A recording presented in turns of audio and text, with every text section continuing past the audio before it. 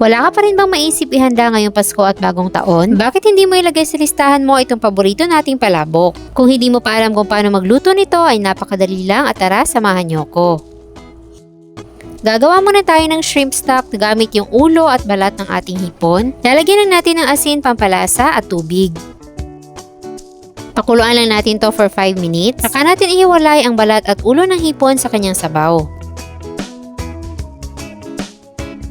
Sunod nating lulutuin ang noodles. Gagamit lang tayo dito ng bihon. 2 ganito lang at makakagawa na tayo dyan ng isang bilao. At lutuin lang natin to hanggang sa lumambot. Then sunod naman nating lulutuin yung binalatan nating hipon na bali 50 pesos. Isa ito sa magiging toppings natin at lulutuin natin itong mabuti.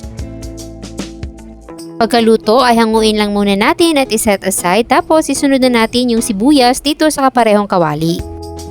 Igisa lang natin to hanggang sa maging aromatic.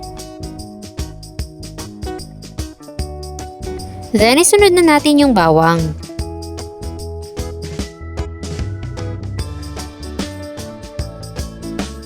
Pagkatapos natin yung magisa, ilalagay naman natin yung ating 1/2 kilo ng ground pork. Lulutuin lang natin to hanggang sa magisa na siya sa sariling mantika.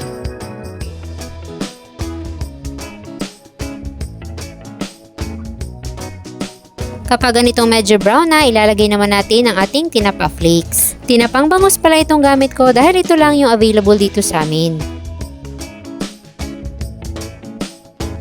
Pagkatapos natin yung magisa, maglalagay naman tayo dito ng atsuete or annatto powder. Ito yung magbibigay ng orange na kulay dito sa ating sauce.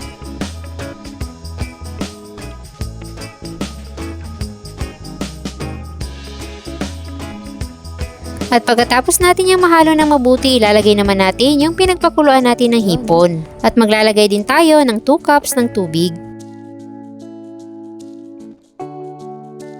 Para naman sa pampalasa, maglalagay tayo ng isang buong shrimp cube.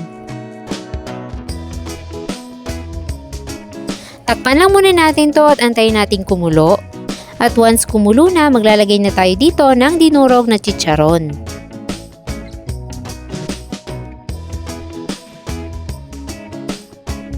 Haluin lang muna natin yung mabuti.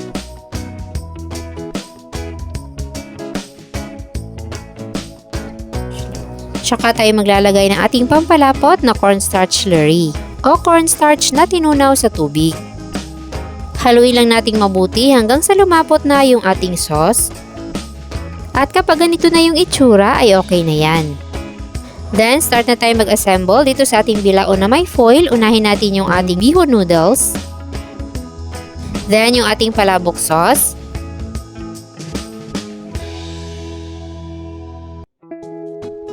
Spring onions. Sunod naman ay itong ating nilagang itlog. Next ay yung hipon na niluto natin kanina. At huwag niyong kakalimutan itong kalamansi. Para naman sa dagdag na crunchiness ng ating palabok ay maglalagay tayo dito sa ibabaw ng dinurog na chicharon. Diba at napakadali lang? Sa 2 bihon ay makakagawa ka na ng isang bilaong palabok. At alam mo ba na kapag marunong kang magluto nito ay pwede kang tumanggap ng mga pa-order at magnegosyo.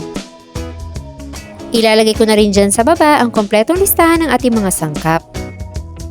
Kaya kung wala ka pang maisip na lutuin ngayong Bagong Taon at Pasko, subukan mo na to.